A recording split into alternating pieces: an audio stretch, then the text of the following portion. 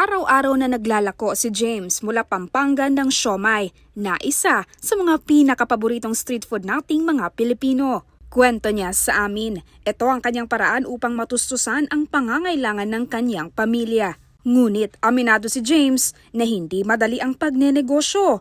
Buntik na rin siyang matigil noon dahil sa kakulangan ng puhunan. Sinubok din ng entrepreneurship ang diskarte at katatagan ni Riza ng Bacolod City. Dahil sa kakulangan ng mga kagamitan, pahinto-hinto ang kanyang produksyon at pagbebenta ng pastries at kakanin.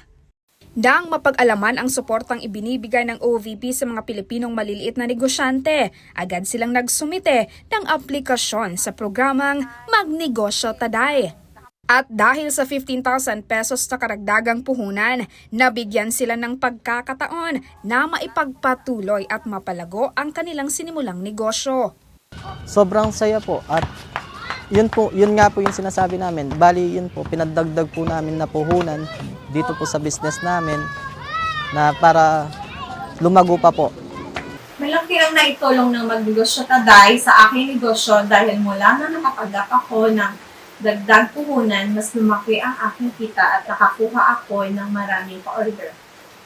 Masayang ibinahagi sa amin ng dalawang MTD grantees na mas dumami ang kanilang mga customer na naging daan upang mas tumaas ang kanilang kita.